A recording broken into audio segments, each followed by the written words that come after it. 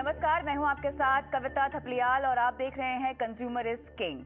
आज हम एक खास मुद्दे पर बात करने वाले हैं। कंज्यूमर अफेयर मिनिस्ट्री की ओर से कंज्यूमर प्रोटेक्शन एक्ट के तहत डायरेक्ट सेलिंग से जुड़े नियमों की अधिसूचना जो है वो जारी कर दी गई है। नए नियम डायरेक्ट सेलिंग से जुड़ी कंपनियों और ई कॉमर्स प्लेटफॉर्म का इस्तेमाल करने वाले डायरेक्ट सेलर्स पर भी लागू होंगे। इस विषय पर एक्सपर्ट्स के साथ हम विस्तार से बात करेंगे, लेकिन आखिर ये पूरा मामला क्या है, देखिए इस रिपोर्ट में। ग्राहकों के हितों को ध्यान में रखते हुए सरकार की ओर से कंज्यूमर प्रोटेक्शन एक्ट के तहत डायरेक्ट सेलिंग से जुड़े नियमों की अधिसूचना जारी कर दी गई है। नए नियमों के मुताबिक राज्यों को डायरेक्ट सेलिंग से जुड़ी कंपनियों की मॉनिटरिंग के लिए मैकेनिज्म बनाना होगा। इसके साथ ही डायरेक्ट सेलर के प्रोडक्ट्स या सर्विस से अगर ग्राहक को शिकायत होती है तो जिम्मेदारी डायरेक्ट सेलिंग कंपनियों को भी लेनी होगी। ग्राहकों की समस्या के निपटारे के लिए ग्रीवेंस रिड्रेसल ऑफिसर की नियुक्ति की जाएगी। वही ग्राहकों को प्रोडक्ट या सर्विस की शिकायत ऑफलाइन और ऑनलाइन दोनों माध्यमों से करनी होगी। ग्राहक की शिकायत के बाद जिम्मेदार विभाग को 48 घंटे के भीतर कार्रवाई करनी होगी और 1 महीने के भीतर पूर्ण रूप से शिकायत का निपटारा करना होगा। मुख्य सवाल क्या है, आपको बताते हैं। ग्राहकों के हितों को ध्यान में रखते हुए सरकार ने जो ये फैसला लिया है, इसके तहत डायरेक्ट सेलिंग से जुड़े नियमों की अधिसूचना जो जारी की गई है, क्या इनके जो नए नियम है इनकी इसके तहत जो ट्रैकिंग की जाएगी, क्या उसके इम्प्लीमेंटेशन पर किसी भी तरह की निगरानी यहाँ पर रखी जाएगी सरकार की तरफ से। इसके अलावा डायरेक्ट सेलिंग जो कंपनियां हैं, इनकी शिकायतों के निपटारे से इन कंपनियों के बिजनेस को आगे बढ़ाने में कितना प्रोत्साहन मिलेगा, और साथ ही जिस तरह से हम डायरेक्ट सेलिंग के व्यापार को बढ़ता हुआ देख रहे हैं, इसके साथ ही कई सारे धोखाधड़ी के मुद्दे भी इसको लेकर सामने आ रहे हैं, उनसे कैसे निपटा जाएगा। इन तमाम मुद्दों पर आज हम विस्तार से बात करेंगे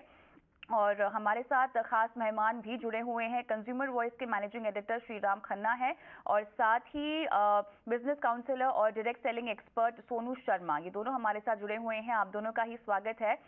खन्ना साहब, आपके पास आऊंगी। सबसे पहले किस तरह से आप इस नए नियम को देखते हैं? कंज्यूमर अफेयर्स मिनिस्ट्री ने जो कंज्यूमर प्रोटेक्शन एक्ट के तहत जो अधिसूचना जारी की है, डायरेक्ट सेलिंग में जिस तरह की पारदर्शिता की जरूरत थी, क्या इस नियम के बाद, अधिसूचना के बाद आप आती हुई देखते हैं? देखिए, कई सालों से डायरेक्ट सेलिंग इंडस्ट्री के लोग सरकार से ये मांग करते रहे हैं कि उनको रिकॉग्नाइज करके उनके लिए कोई रूल्स बनाए जाएं जिससे कि उनका बिजनेस आम पब्लिक को लेजिटिमेट लगे। क्योंकि नॉर्मली डायरेक्ट सेलिंग किस तरह है कि भाई एक आदमी दूसरे को बेचता है, दूसरा तीसरे को बेचता है, और पर्सन टू पर्सन मार्केटिंग का वो चैनल बनता है। और ये जो शोरूम्स और होलसेलर और रिटेलर के चैनल के को अवॉइड करते हैं, तो ये इसमें पता नहीं लगता कि कौन आदमी किसके बिहाफ पे काम कर रहा है, और इसको शक की दृष्टि से भी देखा जाता है कुछ देशों में। तो इसलिए ये इंडस्ट्री मांग करती रही है कि डायरेक्ट सेलिंग इंडस्ट्री को रिकॉग्नाइज किया जाए और उसके काम को, जो इसका काम है, इसको प्रोत्साहित किया जाए। और वो ये चाहते थे कि इस तरह के रूल बने, और मैं सोचता हूँ कि जो लोग डायरेक्ट इंडस्ट्री में हैं, डायरेक्ट मार्केटर्स हैं, वो उनको इसका स्वागत करना चाहिए, और हम उपभोक्ताओं के बिहाफ पे इनका इस रूल्स का स्वागत करते हैं।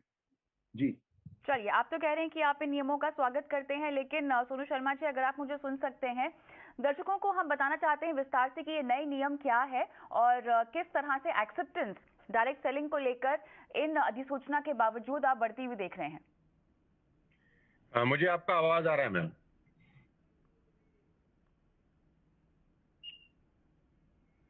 Am I audible to all of you? जी, आपकी आवाज आ रही है हमें। मैं आपसे ये पूछना चाह रही थी कि जो नए नियम अधिसूचना के तहत जारी किए गए हैं, उन पर अगर विस्तार से आप बात कर सकें तो। ऑलरेडी ये पेंडिंग है, बहुत सालों से we all are waiting for that, और बहुत खुशी है मुझे आज।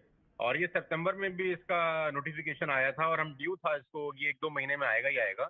तो मैं बहुत खुश हूँ, अपनी पूरी इंडस्ट्री की तरफ से इसको वेलकम करता हूँ। और ये एक ऐसा कदम है गवर्नमेंट ऑफ इंडिया की तरह जो उठाया गया है, जिससे जो सही काम कर रही हैं कंपनियां, जो लीगल तरीके से बिजनेस बिल्ड कर रही हैं, जो नीति आयोग भी बोलता है कि 2025 तक की इंडस्ट्री करीब 65,000 करोड़ की होने वाली है।